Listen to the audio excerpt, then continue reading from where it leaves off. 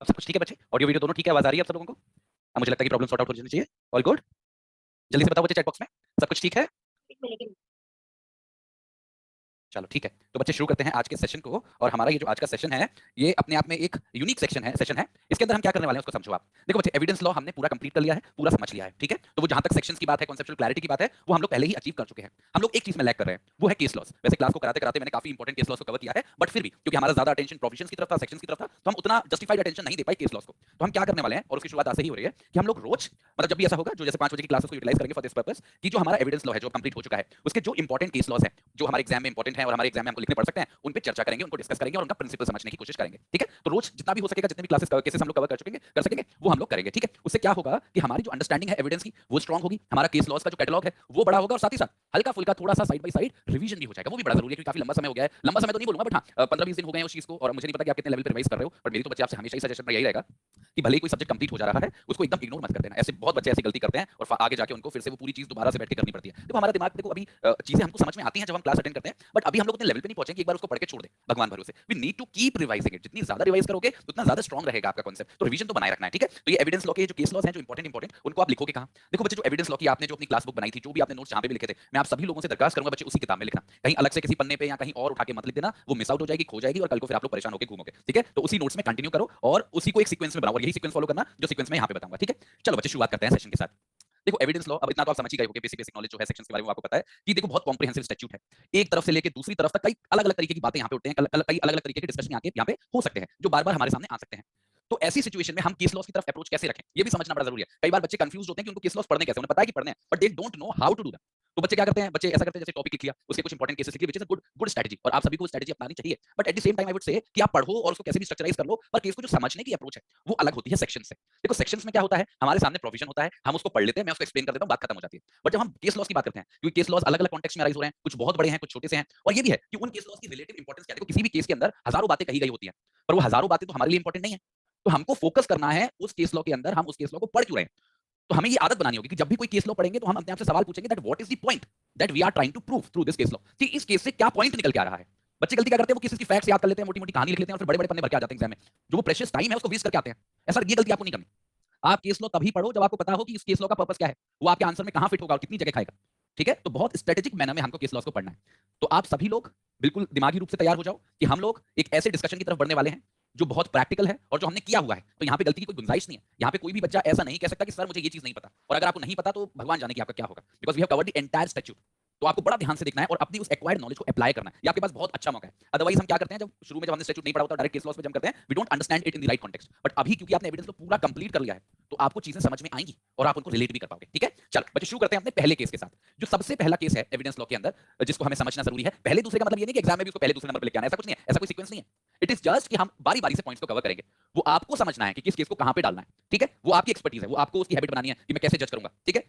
देखो जो सबसे पहला केस है, इसका नाम है state of Maharashtra versus Prafull B Desai. कई बार बच्चे एक और मेरे से सवाल पूछते हैं, क्या सर जरूरी है हम पूरे केस का पूरा नाम लिखें या उसकी साइटेशन भी लिख के आए? बच्चे देखो, एनी डे अगर आप पूरा नाम याद कर सकते हो, साइटेशन याद कर सकते हो, अगर आपकी मेमोरी स्ट्रांग है इतनी, तो बहुत अच्छी बात है, and you should use that strategy. आपका एक अच्छा इंप्रेशन छोड़ के जाएगी एग्जाम के अंदर, उसमें कोई परेशानी नहीं है, कोई प्रॉब्लम नहीं है। But at the same time I would say कि अगर उसको करने में आपको दिक्कत हो रही है, don't waste your time doing it. अगर आप इतना भी लिखोगे ना, जैसे ये केस है, अगर आप इतना लिखोगे प्रफुल्ल बी देसाई, और अगर इसका ईयर लिख दोगे और लिख दोगे supreme court, that would be a sufficient indication. बच्चे सभी लोग अपने माइक को म्यूट करो, एवरीवन प्लीज म्यूट योरसेल्फ, ठीक है? तो सभी लोगों को इस बात का ध्यान रखना है कि आपको बहुत ज्यादा मेहनत इन बेकार की चीजों पे नहीं करनी। आपको मेहनत करनी है कंटेंट पे। कंटेंट पे हार्ड वर्क हम करेंगे, ठीक है? चलो शुरू करते हैं। पहले बच्चे देखो, एक और बात बता दूं, कई बार बच्चे ये भी पूछते हैं कि सर क्या हर केस के अंदर फैक्ट्स लिखना जरूरी है, या हर केस का फैक्ट याद करके आऊं क्या मैं? बिल्कुल जरूरी नहीं है। देखो कुछ केसेस ऐसे होते हैं कि उनका जो रेशियो है वो जुड़ा हुआ होता है फैक्ट से। वहां पर तो फैक्ट्स का पूरे फैक्ट्स नहीं, थोड़ा हिंट देना जरूरी होता है, वरना एग्जामिनर को समझ में आएगा नहीं कि आपने रेशियो लिखा क्या है। पर कुछ केसेस ऐसे होते हैं कि उनका रेशियो उनके फैक्ट से बिल्कुल इंडिपेंडेंट होता है। ऐसे केसेस में फैक्ट्स लिखना जरूरी नहीं है। वही मैंने किया है। जिस जिस केस में मुझे लगा कि फैक्ट्स जरूरी है, मैंने फैक्ट्स को इंक्लूड किया है। जिसमें लगा फैक्ट्स की जरूरत नहीं है, the ratio in itself is sufficient, तो मैंने केवल रेशियो को लिखा है। और समझेंगे हम दोनों चीजों को, ठीक है? तो देखो यहाँ पे हुआ क्या। बच्चे, इस प्रफुल्ल बी देसाई के केस में क्या हुआ, एक महिला थी जो कंप्लेनेंट की वाइफ है, जिस बंदे ने कंप्लेंट फाइल करी है उसकी वाइफ है। उनको कैंसर की परेशानी थी, ठीक है? और वो अलग अलग डॉक्टर्स को कंसल्ट कर रहे थे। एक बहुत well known cancer cancer specialist type के बंदे थे, डॉक्टर ग्रीनबर्ग। ये यूनाइटेड स्टेट्स ऑफ अमेरिका में प्रैक्टिस करते थे। उन्होंने इनसे कंसल्ट किया, वाइफ ने कंसल्ट किया डॉक्टर ग्रीनबर्ग से, और डॉक्टर ग्रीनबर्ग ने उनको सजेशन दिया कि जिस स्टेज पे आप हो अपने कैंसर में, this is not the right stage कि आपका ऑपरेशन किया जाए। बात अब आगे बढ़ गई है और अब आप इनऑपरेबल स्थिति में पहुंच गए हो, ऑपरेशन करना आपके लिए खतरनाक हो सकता है। और उन्होंने ये सलाह दी कि आपको दवाइयां ही चलानी चाहिए, दवाई के थ्रू ही आप कंट्रोल करने की कोशिश करो। तो डॉक्टर ग्रीनबर्ग ने ऑपरेशन करने की मना करी और दवाइयां चलाने की सजेशन दिया। फिर कंप्लेनेंट की वाइफ ने दोबारा एक और डॉक्टर को कंसल्ट किया। वो इंडिया के ही डॉक्टर है, काफी अच्छा एक्सपीरियंस है उनका, 40 साल से प्रैक्टिस कर रहे हैं। जब ये डॉक्टर को कंसल्ट किया तो कंप्लेनेंट की वाइफ ने बता दिया उनको कि देखो एक डॉक्टर ग्रीनबर्ग नाम से डॉक्टर हैं, उनसे भी हमने पूछा था कि ऑपरेशन कराए या ना कराए, उन्होंने हमसे साफ मना कर दिया है। आपका क्या कहना है इस बारे में? इन डॉक्टर साहब ने क्या बोला कि अरे डॉक्टर ग्रीनबर्ग तो जो भी बोल रहे हैं उन्हें बोलने दो, आपका बिल्कुल ऑपरेशन हो सकता है और आप बिल्कुल ठीक हो जाओगे। मैं क्या करूंगा, ऑपरेशन करके आपका यूट्रस निकाल दूंगा जहां पे कैंसर की वो डेवलप हो रहा है कैंसर, और आप ठीक हो जाओगे। तो ये जो महिला, ऑब्वियसली लोग होपफुल हो जाते हैं ना जब भी उनको वो सुनने को मिलता है जो वो सुनना चाहते हैं, तो they tend to move in that direction. यही इस महिला के साथ भी हुआ और उन्होंने ऑपरेशन कर दिया और महिला का नुकसान हो गया। तो this is the basic fact. अब जब भी डॉक्टर के खिलाफ कोई भी कंप्लेंट फाइल की जाती है, उस पर कोई भी एलिगेशन लगता है, तो जो मेडिकल काउंसिल है वो उसके बारे में अथॉरिटी रखती है कि वो उसको इन्वेस्टिगेट करती है कि डॉक्टर की गलती थी या नहीं। तो क्योंकि ये किस्सा महाराष्ट्र का था, तो महाराष्ट्र मेडिकल काउंसिल ने इंक्वायरी बिठवाई और ये पाया कि डॉक्टर ने पैसे कमाने के चक्कर में गलत तरीके से उनका ऑपरेशन कर दिया। अब यही सब केस चल रहा था डॉक्टर के खिलाफ। तो जो प्रोसिक्यूशन साइड थी, मतलब जो महिला के पति साहब हैं, उन्होंने चाहा कि जो डॉक्टर ग्रीनबर्ग हैं उनकी भी गवाही कराई जाए कोर्ट के सामने, उनका भी एविडेंस लिया जाए, क्योंकि वो उनका बड़ा इंपॉर्टेंट रोल है। क्योंकि उन्होंने साफ साफ बोला था कि ऑपरेशन नहीं कराना है, और ये बात इस वाले डॉक्टर को भी बताई गई थी कि डॉक्टर ग्रीनबर्ग ने ऐसा बोला है। तो ये चाहते थे कि डॉक्टर ग्रीनबर्ग का एग्जामिनेशन हो, पर बच्चे डॉक्टर ग्रीनबर्ग थे यूएसए में, और यूएसए से वो इंडिया खर्चा करके अपनी प्रैक्टिस छोड़ के तो आने से रहे। तो सवाल ये उठा कि क्या डॉक्टर ग्रीनबर्ग का एग्जामिनेशन वीडियो कॉन्फ्रेंसिंग से कर ले। जैसे वीडियो कॉन्फ्रेंसिंग मतलब जैसे मैं आपको अपनी आपकी स्क्रीन पे दिख रहा हूं, I am saying something, you are listening to it, you can see it, see me. तो उस टेक्नोलॉजी के इस्तेमाल से क्या उसका एग्जामिनेशन कर सकते हैं डॉक्टर ग्रीनबर्ग का? Is it possible? तो जो ट्रायल कोर्ट था, जो सबसे लोअर कोर्ट था जहां पे उस केस की शुरुआत हुई थी, उन्होंने बोला ठीक है आप कर लो, कोई परेशानी नहीं है, हमें तो भैया एविडेंस अगर कहीं से मिल रहा है और अगर केस में सहायता हो रही है, this is well and good, बहुत अच्छी बात है। पर जब वो जो एक्यूज डॉक्टर था वो अपील करके हाई कोर्ट गया, उसने हाई कोर्ट में जाके बोला ये बिल्कुल गलत बात है। एविडेंस लॉ साफ साफ कहता है कि जब भी किसी व्यक्ति के खिलाफ, किसी एक्यूज व्यक्ति के खिलाफ कोई भी एविडेंस लिया जाता है, वो एक्यूज की मौजूदगी में होना चाहिए। That means the accused must be present at that place and time जब वो एग्जामिनेशन हो रहा है, and the accused must get sufficient opportunity to cross examine the witness, कि हमारे एक्यूज को सफिशिएंट अपॉर्चुनिटी भी मिलनी चाहिए कि वो क्रॉस एग्जामिन कर सके। तो भाई उसकी प्रेजेंस भी जरूरी है और उसका क्रॉस एग्जामिनेशन का अधिकार भी जरूरी है। तो डॉक्टर साहब ने हाईकोर्ट में जाके कहा देखो अगर वीडियो कॉन्फ्रेंसिंग से आप करोगे तो वो तो मेरी मौजूदगी में है नहीं, तो ये तो वायलेशन हो जाएगा, ये तो गलत बात हो जाएगी। और बोला कि भाई अगर डॉक्टर साहब का एविडेंस चाहिए तो उनको इंडिया लेके आओ, कोर्ट के सामने खड़ा करो मेरे सामने, क्योंकि मैं एक्यूज हूं। तो हाई कोर्ट ने डॉक्टर साहब की बात से एग्री कर लिया और मना कर दिया वीडियो कॉन्फ्रेंसिंग के आधार पर एविडेंस लेने से। बात पहुंची सुप्रीम कोर्ट और सवाल वही था कि डॉक्टर साहब का एविडेंस लिया जा सकता है, उनकी गवाही ली जा सकती है वीडियो कॉन्फ्रेंसिंग से या नहीं। सुप्रीम कोर्ट ने हाई कोर्ट की बात को सरासर नकार दिया और उन्होंने ट्रायल कोर्ट को, जो ट्रायल कोर्ट का डिसीजन था जिसके थ्रू उसने अलाउ किया था वीडियो कॉन्फ्रेंसिंग के थ्रू एविडेंस लेना, उसको एक्सेप्ट किया। पर बच्चे ये बात इंपॉर्टेंट नहीं है, ये तो है ठीक है चलो एक्सेप्ट कर लिया, बट द क्वेश्चन इज कि सुप्रीम कोर्ट ने on what perspective, what was the logic उसके पीछे। तो इस पूरे डिस्कशन के अंदर एक ही सेक्शन इन्वॉल्व है बच्चे, और वो सेक्शन है सेक्शन 273 ऑफ सीआरपीसी। और सेक्शन 273 ऑफ सीआरपीसी जो है वो बिल्कुल डिटेल प्रोसीजर बताता है एविडेंस लेने की प्रक्रिया का। और इसी के अंदर वो बात लिखी हुई है कि भाई the presence is essential, presence is essential, accused की प्रेजेंस होना, विटनेस की प्रेजेंस होना एसेंशियल है। उसका बच्चे एक लॉजिक है, ये केवल प्रोसीजरल रिक्वायरमेंट नहीं है।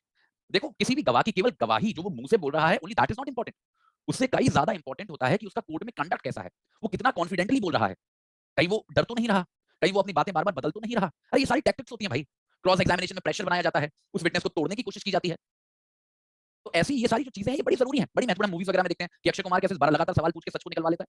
ऐसा होता है कोर्ट के अंदर कि वो इतना प्रेशर क्रिएट किया जाता है, और वो एक अच्छी अपॉर्चुनिटी होती है जब आपके लिए टेस्ट करने की कि भाई ये बंदा भरोसे करने के लायक है या नहीं। क्योंकि बच्चे बोलने को तो कोई भी बंदा कुछ भी बोल सकता है, क्या गारंटी है कि वो सच बोल रहा है। और आपको क्या लगता है कि आज के समय पे ओथ और अफर्मेशंस की क्या इंपॉर्टेंस रहेगी? इसको झूठ बोलना है वो बोलेगा, कितनी भी हो दिल वालों उसको। तो that is a important precaution, जो हमारा विटनेसेस की प्रेजेंस बहुत इंपॉर्टेंट प्रिकॉशन है, और वो बहुत अच्छा एड है to test the veracity of that witness, कि वो कितना भरोसे के लायक है।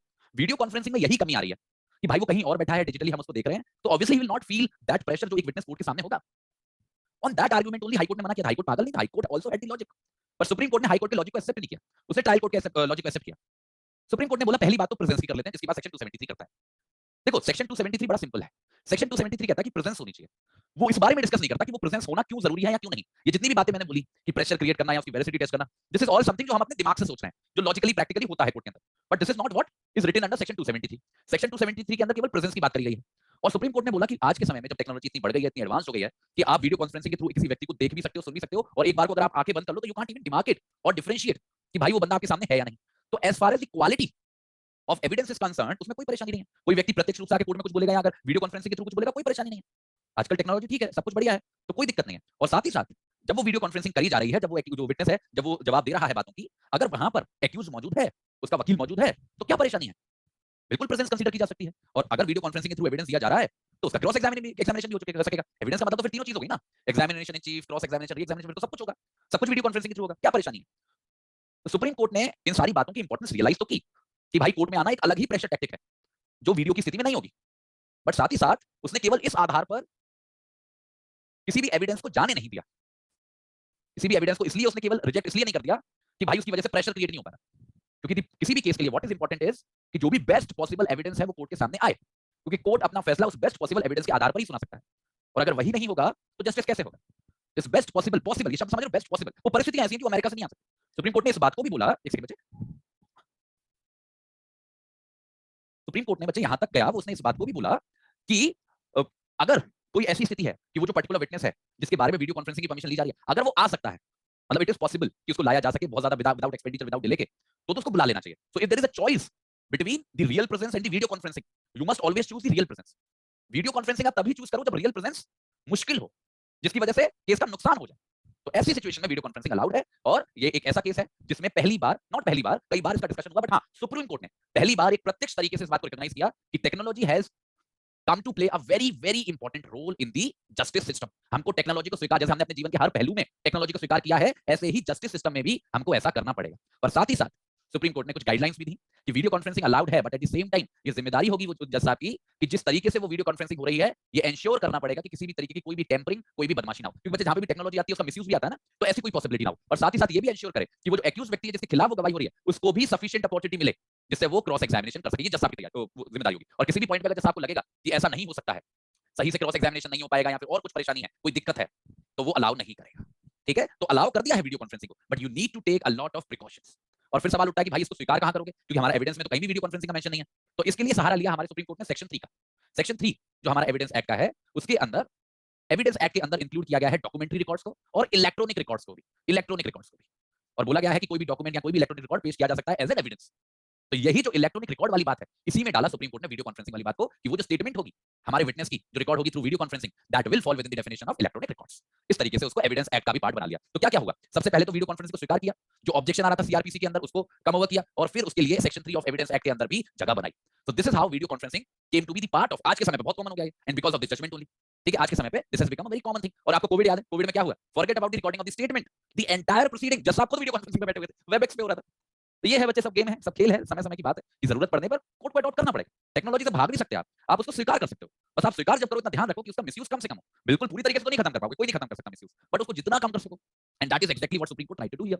तो इसको आप याद रखिएगा केस को, ठीक है, प्रफुल्ल बी देसाई। अब मुझे फटाफट से चैट बॉक्स में बता दो, अभी ऑल क्लियर, ये केस सभी को समझ में आ गया है कि इसका क्या कॉन्टेक्स्ट है और इसको कहां पे और कैसे लिखोगे।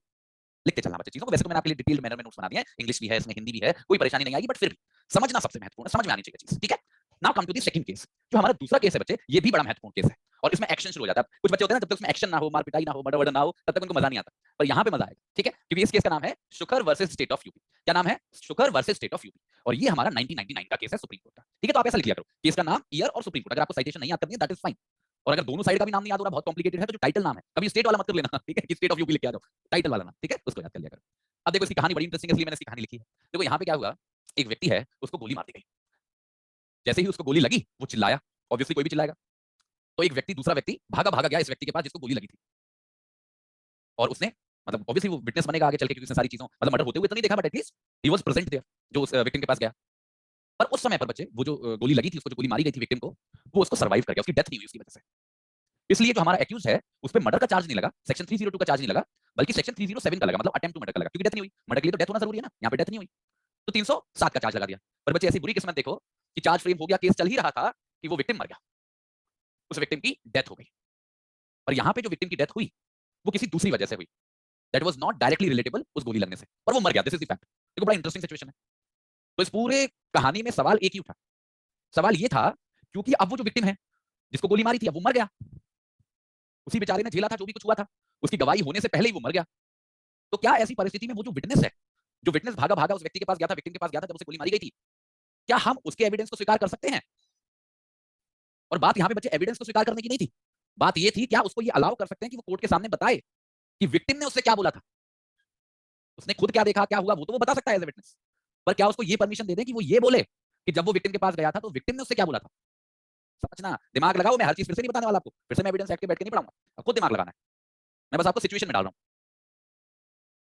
तो क्या हुआ, दिमाग दिमाग को प्रेशर डालो दिमाग पे। एक व्यक्ति को गोली मारी गई, उसके पास एक विक्टिम पहुंचा, उस गोली की वजह से उसकी मृत्यु नहीं हुई, उस अटेम्प्ट टू मर्डर के बारे में केस चल रहा था, उस व्यक्ति की किसी और वजह से मृत्यु हो गई, उसकी गवाही होने से पहले। तो सवाल यह है, वो जो विटनेस है, क्या उससे ये पूछ सकते हैं कि विक्टिम ने उससे क्या बोला था?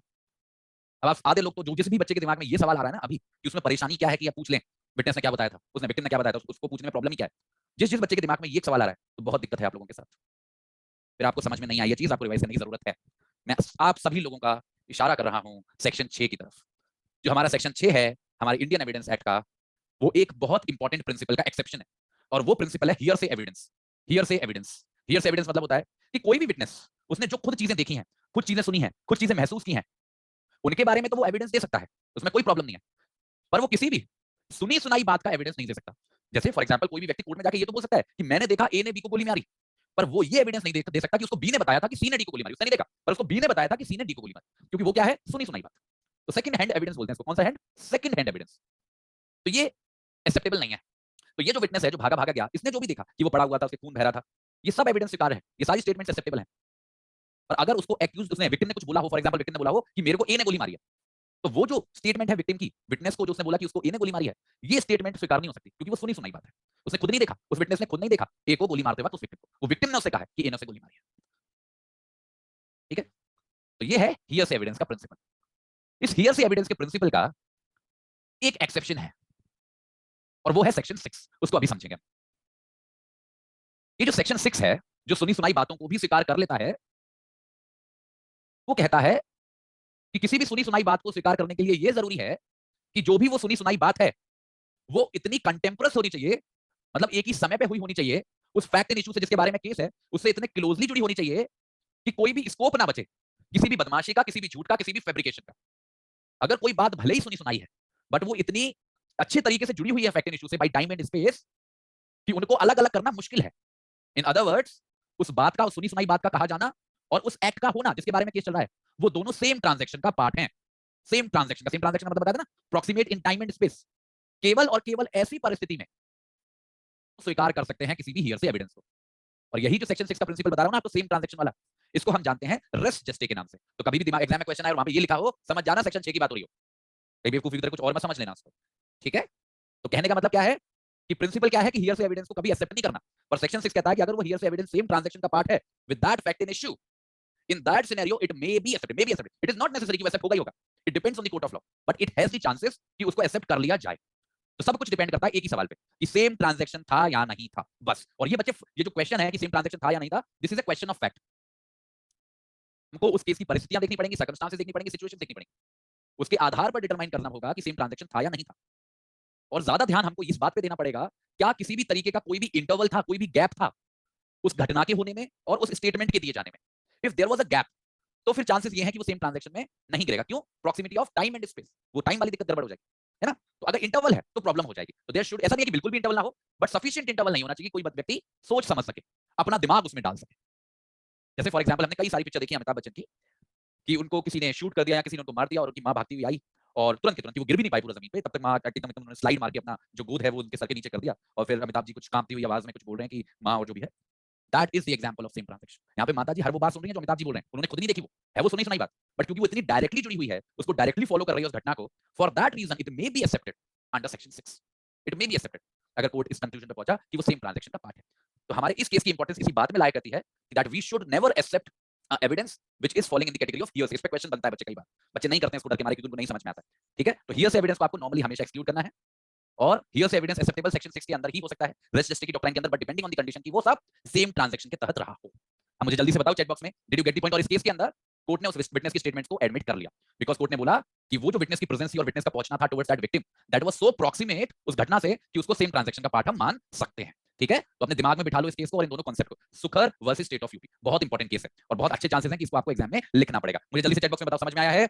वाई टाइप करेंगे बच्चे, अभी क्लियर? ठीक है, अब करते हैं बच्चे आखिरी केस आज की क्लास का, द वेरी लास्ट केस। और ये लास्ट तो है पर लीस्ट नहीं है, मतलब इंपॉर्टेंट केस है। क्यों है? पढ़ो। इस केस का नाम है बच्चे जयंती भाई भयंकर भाई वर्सेस स्टेट ऑफ गुजरात। भाई से तो आप समझ ही गए होंगे, मोटा भाई स्टेट ऑफ गुजरात। तो 2002 का केस है। इसमें बच्चे एक बहुत इंपॉर्टेंट कॉन्सेप्ट डिस्कस हुआ है और वो कॉन्सेप्ट है एलिबाई का। अब ये एलिबाई का कॉन्सेप्ट बच्चे सुनने में बड़ा सिंपल लगता है, बस इसको प्रैक्टिकली अप्लाई करने में बच्चे बहुत ब्लंडर्स करते हैं, बहुत ब्लंडर करते हैं, बहुत गलतियां करते हैं। क्यों गलतियां करते हैं उसी का जिक्र करेंगे हम। तो यहां पर जो हमारा सुप्रीम कोर्ट है वो इस एलिबाई के ही कॉन्सेप्ट पे डिस्कशन कर रहा है। यहाँ पे मैंने फैक्ट्स को इंक्लूड नहीं किया क्योंकि फैक्ट्स इंपॉर्टेंट नहीं है। What is important is the ratio of the supreme court on the concept of alibi. Court कहता है कि एलिबाई एक ऐसी प्ली है जो कोई भी एक्यूज व्यक्ति लेता है किसी भी केस के अंदर, जहां पर वो कहना चाहता है कि जिस अपराध का उस पर आरोप लगाया गया है और जिस समय और जिस जगह की व्याख्या हो रही है कि यहां पर मैंने अपराध किया है फलाना फलाना, मैं तो उस समय वहां पर मौजूद था ही नहीं। तो ये वाली जो बात है, जहां पर एक एक्यूज व्यक्ति अपनी एब्सेंस प्लीड करता है from the place of occurrence at that particular time, ये कहलाता है एलिबाई, प्ली ऑफ एलिबाई या फिर डिफेंस ऑफ एलिबाई। तो ये जो कॉन्सेप्ट है बच्चे एलिबाई का, ये दो चीजों से जुड़ा हुआ है, दो चीजों से जुड़ा हुआ है। किससे किसके से? एक तो जुड़ा हुआ है ज्योग्राफी से, ज्योग्राफी को हम लिखते हैं कानून की भाषा में स्पेस से, स्पेस मतलब आसमान नहीं, जगह, लोकेशन से। और एक जुड़ा हुआ है ये समय से, टाइम से। दोनों ये साथ में होने चाहिए, टाइम एंड स्पेस। मतलब कोई भी व्यक्ति जो एलिबाई का डिफेंस लेता है उसको कहना पड़ता है कि एक तो उस समय पर, जिस समय पर इस अपराध होने की बात हो रही है, और उस जगह पर, दोनों बातें होनी चाहिए। उस जगह पर, जिस जगह पर अपराध होने की बात हो रही है, ये वहां पे मौजूद नहीं था। जैसे समय ले लो, फॉर एग्जांपल 8 बजे, एलिगेशन ये है कि फलाने व्यक्ति ने फलाने व्यक्ति को रात में 8 बजे मारा, और जगह का मान लो, जगह बोला जा रहा है क्या ले लें, फॉर एग्जांपल नोएडा ले लें, ठीक है। नोएडा तो वैसे बड़ा हो गया, कोई कॉलोनी वगैरह होगी, कोई स्पेसिफिक लोकेशन होगी। मानो एलिगेशन है कि आपने इस फलाने व्यक्ति को नोएडा में रात को 8 बजे मारा। तो अगर ये जो एक्यूज व्यक्ति इसको प्ली ऑफ एलिबाई लेनी है, इसको ये बोलना पड़ेगा कि ये उस, और ये 8 बजे कौन सी तारीख है, 1 जनवरी 2022 फॉर एग्जांपल। तो इस व्यक्ति को ये प्ली लेनी पड़ेगी कि ये 1 जनवरी 2022 को रात में 8 बजे नोएडा में था ही नहीं, ये तो गुड़गांव में था, या फिर आगरा में था, या फिर मध्य प्रदेश घूमने गया था। तो alibi is directly connected to both the time and space, दोनों के बारे में डिफेंस होना चाहिए, उस समय पर और उस जगह पे। इस आधार पर एब्सेंस क्लेम करता है कोई भी व्यक्ति। और बच्चे ये जो एलिबाई का एक्सेप्शन है ना, या फिर ये जो एलिबाई का प्ली है, इसको लेना तो आसान है, पर ये बड़ा प्रॉब्लमैटिक प्ली है। ये प्रॉब्लमैटिक क्यों है और सबसे ज्यादा परेशानी किस बात से आती है? वो आती है क्रोनोलॉजी से, किसी भी केस की क्रोनोलॉजी से। देखो बच्चे, आप सभी को पता होना चाहिए कि कोई भी केस है, कोई भी क्रिमिनल केस हो, उसके अंदर ये प्रोसिक्यूशन की जिम्मेदारी होती है, it is the responsibility of the prosecution to prove beyond reasonable doubt कि किसी फलाने व्यक्ति ने कोई अपराध किया है या नहीं। तो हमारी जो प्रोसिक्यूशन साइड है, it is their responsibility to prove the criminality of the accused, criminality of the accused, and that too beyond reasonable doubt, beyond reasonable doubt, लिख लेना ये बात, beyond reasonable doubt। तो किसी भी केस के अंदर जो जिम्मेदारी होती है वो प्रोसिक्यूशन की होती है। कोर्ट तो अपनी तरफ से हर एक एक्यूज व्यक्ति को, चाहे उसके खिलाफ कुछ भी लिखा हो पुलिस रिपोर्ट के अंदर, कंप्लेंट के अंदर, विटनेसेस कुछ भी कह रहे हो, कोर्ट तो अपने आप अपनी तरफ से हर एक एक्यूज व्यक्ति को इनोसेंट मानता है। So the presumption is always of innocence in favour of the accused. और जिम्मेदारी ये प्रोसिक्यूशन साइड की होती है कि वो उस इनोसेंस की प्रिजम्पशन को हटाकर उस एक्यूज की क्रिमिनलिटी को प्रूव करें। पर ये जो इनोसेंस की प्रिजम्पशन हटाना है, दिस इज नॉट इजी। इसके लिए जो टेस्ट है वो है बियॉन्ड रीजनेबल डाउट। मतलब प्रोसिक्यूशन को साबित करना पड़ेगा कि कोई डाउट ही नहीं है कि इस व्यक्ति ने अपराध नहीं किया, 100% इसी ने अपराध किया है। इस लेवल का एविडेंस लाना पड़ेगा। इस लेवल का सबूत जब आएगा, जब कोई डाउट नहीं रह जाएगा कि इस व्यक्ति ने अपराध नहीं किया है, तब जाके मानते हैं कि वो जो प्रिजम्पशन ऑफ इनोसेंस है वो हट गया है। तो प्ली ऑफ एलिबाई की परिस्थिति में दिक्कत आती है इसी क्रोनोलॉजी की, कि मानो किसी व्यक्ति को एक्यूज बनाया गया है किसी केस में, और वो एक्यूज प्ली ऑफ एलिबाई ले रहा है। अब वो ये जो प्ली ऑफ एलिबाई ले रहा है, ध्यान से देखना, तो कोई भी एक्यूज जो है, जो एलिबाई की प्ली लेता है, तो उसको प्रूव करना पड़ेगा ना, वही वाली बात, टाइम और स्पेस वाली, टाइम और स्पेस वाली बात को प्रूव करना पड़ेगा कि भाई वो उस समय पर उस जगह पर मौजूद नहीं था। ये उसकी जिम्मेदारी है क्योंकि वो एलिबाई ले रहा है। तो जो भी व्यक्ति जो भी प्ली रेस करता है उसको प्रूव करनी पड़ती है, उसकी रिस्पांसिबिलिटी होती है। तो किसी भी केस में जब किसी व्यक्ति पर एक्यूजेशन लगता है और वो एलिबाई लेता है, सबसे पहला सवाल ये होता है कि क्या ये एलिबाई को पहले प्रूव करना होगा, या फिर जो प्रोसिक्यूशन है वो अपराध को पहले प्रूव करेगी। या प्रोसिक्यूशन किसी भी एक्यूज व्यक्ति को जो एलिबाई की प्ली ले रहा है ये बोल सकते हैं कि तुम अपनी एलिबाई प्रूव करो, और अगर तुम अपनी एलिबाई प्रूव नहीं कर पाओगे तो हम मान लेंगे कि तुमने अपराध किया है। मतलब अगर आप ये प्रूव नहीं कर पाए कि उस समय और उस जगह पे आप वहां पे नहीं थे, तो आपने अपराध किया है, ऐसा मान लेंगे। क्या ऐसा मुमकिन है? इस केस में कुछ ऐसा ही करने की कोशिश हो रही थी। इसी बात को सुप्रीम कोर्ट ने क्लैरिफाई किया। सुप्रीम कोर्ट ने कहा कि हमको क्रिमिनल केसेस की क्रोनोलॉजी समझनी है, और कोई भी क्रिमिनल केस किसी भी अपराध के बारे में हो, और एक्यूज चाहे कोई सी भी प्ली ले, चाहे वो एलिबाई की हो चाहे कोई दूसरी हो, जो प्रोसिक्यूशन की जिम्मेदारी है बियॉन्ड रीजनेबल डाउट प्रूव करने की किसी की भी एक्यूज व्यक्ति की क्रिमिनलिटी को, उस पर कोई प्रभाव नहीं पड़ता। तो हर एक क्रिमिनल केस में सबसे प्राइमरी रिस्पांसिबिलिटी प्रोसिक्यूशन साइड की ही होती है कि वो क्रिमिनलिटी प्रूव करे, क्योंकि जब तक वो ऐसा नहीं करता है एक्यूज इनोसेंट प्रिज्यूम्ड माना जाता है। और क्योंकि एक्यूज प्रिज्यूम्ड इनोसेंट माना जा रहा है, जब तक आप उसकी क्रिमिनलिटी को प्रूव नहीं करोगे बियॉन्ड रीजनेबल डाउट, उसको तो जरूरत ही नहीं है किसी एलिबाई की। जब कानून मेरे को मासूम मान रहा है तो मैं क्यों बताता फिरूं कि मैं उस समय पे उस जगह पे था या नहीं था? There is no logic. इन सब की जरूरत तो तब पड़ेगी ना जब आप साबित कर दोगे कि मैंने अपराध किया है। अभी तो मुझे जरूरत ही नहीं है क्योंकि कानून मेरे को प्रिज्यूम्ड इनोसेंट मान रहा है। This is what the supreme court is saying कि भाई पहले प्रोसिक्यूशन को प्रूव करना पड़ेगा कि एक्यूज ने अपराध किया है, वो भी बियॉन्ड रीजनेबल डाउट। ये बर्डन है हमारे प्रोसिक्यूशन का। और जब इस बर्डन को सेटिस्फाई कर देगा एक्यूज, जो हमारा प्रोसिक्यूशन है, ये प्रूव कर देगा कि एक्यूज ने ही इस अपराध को किया है, तब जाके मौका आएगा किसी भी एलिबाई की प्ली का। क्योंकि वही एक ऐसी स्थिति होगी जहां पे जो कानून ने इनोसेंस का प्रिजम्पशन लगा रखा था वो हट जाएगा, और कानून की नजर में वो अपराधी बनने लगेगा।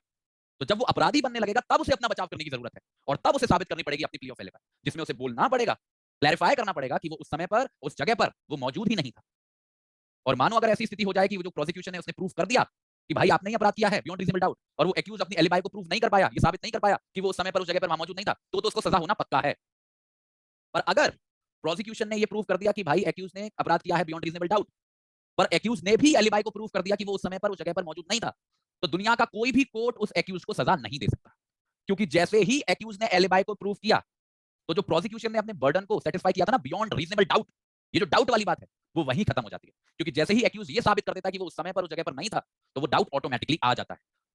और किसी भी क्रिमिनल केस में सजा नहीं दी जा सकती जब तक वो डाउट एग्जिस्ट करता है। तो प्रोसिक्यूशन डाउट हटाता है और एक्यूज एलिबाई को साबित करके उस डाउट को वापस लाता है। पर सबसे मजेदार बात क्या है बच्चे, वो ये है कि जहां प्रोसिक्यूशन जब क्रिमिनलिटी साबित कर रहा है एक्यूज की, तो वो किस टेस्ट के आधार पर कर रहा है? Beyond reasonable doubt. पर वही एक्यूज जब एलिबाई को प्रूव कर रहा है, तो उसे अपनी alibi beyond reasonable doubt prove करने की जरूरत नहीं है। उसे इतने हाई लेवल का एविडेंस लाने की जरूरत नहीं है जो 100% कहे कि ये समय पर इस जगह पर नहीं था। इसके ऊपर जो टेस्ट है वो प्रोबेबिलिटीज का है। प्रोबेबिलिटीज का, प्रोबेबिलिटीज का मतलब भले ही वो 100% गारंटी ना दे पाए कि वो मौजूद नहीं था, पर अगर वो थोड़ा सा शक भी क्रिएट कर पा रहा है कि हो सकता है, अगर वो दिमाग में कोर्ट के ये डाउट क्रिएट कर पा रहा है, ये शक क्रिएट कर पा रहा है कि हो सकता है कि ये मौजूद ना हो, ऐसा कोई एविडेंस ले आए जिसे देख के लगे कि हो सकता है, 100% गारंटी नहीं है पर हो सकता है। मानो 8 बजे की बात है, वो ट्रेन की टिकट ला दे कि 5 बजे के समय पे वो भाई ट्रेन में था, और ट्रेन में वो कहीं था लखनऊ के आसपास। तो इट इज नॉट इम्पॉसिबल कि 8 बजे तक लखनऊ नहीं पहुंचा जा सकता।